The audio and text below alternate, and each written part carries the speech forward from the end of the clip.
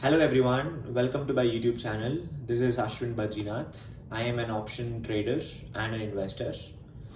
A little bit more about me is currently I'm a student doing my graduate certificate program in Canada.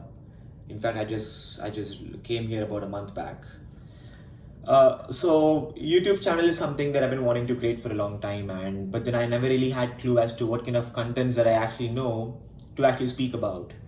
But of late, after my enthusiasm in the stock market and after my analysis and after my own experience in making and losing money in stock market, I found out that this is something that I can actually take up as my passion and start a YouTube channel. So, without taking much of your guys' time, I want to lay out a couple of things that I have in my mind. Starting from, I want to keep the YouTube duration between the time frame of 10 to 15 minutes. The reason being is because I want to be pretty short and crisp in what I'm sharing it to the people so that it reaches in a precise, good way, in a very quick way. And I'm gonna try my best to regularly upload some YouTube videos on a at least twice in a week basis or minimum once in a week basis.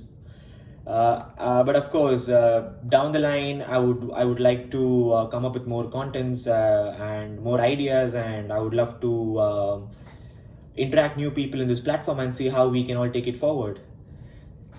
Okay, so all right, so let's get back to the business. What's happening in the market currently?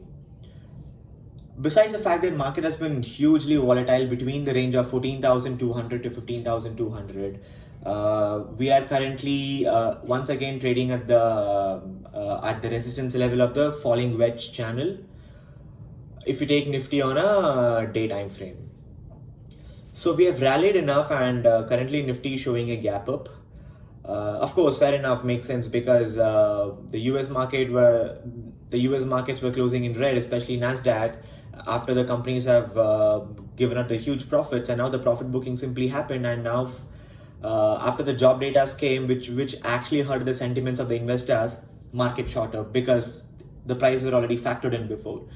So one of the reason why SGX might be showing a gap up is because US markets have closed in green, and also Asian markets looks firm because because of the vaccine drive hopes and all these couple of other factors. But what's happening to the Indian market? Like, why are we retesting 15,000 levels again and again, even though the sentiments doesn't look good? That's one of the biggest question which a lot of people don't have an answer about. But of course, there are always speculative ways that you can think of. Probably one can say market is not going to fall for the same reason twice. One can also say Nifty has already been priced in. That's why we tested 14,200 levels when we knew for a fact that coronavirus was going to increase. Yes, but the reality is investors are really very hopeful. That's the reality, and that's how it seems like. And there's a lot of hopes in regards to the vaccine drives are concerned. There are a lot of hopes in regards with the recovery rates are concerned. There are lots of hopes in regards with hoping of a better relationship between the center states are concerned. So it's pretty amazing to actually notice that the market is not being driven by news nowadays, because all the news channels, no news is good news, but that's not what's happening right now, right? Any news channel that you turn into, you have 4 lakh cases of virus India reported, 40,000 cases in Maharashtra. So nothing really, favors the sentiments of the market to actually go up. But we are still going up, and that really shows that how much the investors have the faith on the country and on the market, and as well as on the recovery of the recovering market already. So yes, so that being said, I think 14,000 is still going to be holding as a very crucial support, same as how it has been in the last 2 months. Going forward, it's going to be 15,000, 15,500 levels are going to be the psychological support. It's always my recommendation would be it's always better to go positional, have a broader view of the market so that you have ample of space to adjust your positions and hold on to your positions longer as well, because considering the volatility of the market, which is huge nowadays. VIX trading at 20 is just a new comment right now, and most of the time it's always at 20 to 23 levels. That shows how much the markets have been volatile lately in the last 2 months, 2.5 months. And as per the data perspective is concerned, on a monthly basis, there has been a significant unwinding on the 15,000 call option. Although 15,000 call option has double the open interest than the 15,000 put option on a monthly basis. But looking at the positioning of the OI, it just gives a fair idea of the positioning of the market. But there has been a significant unwinding, and a huge put addition is added at the 14,800 levels on a weekly basis.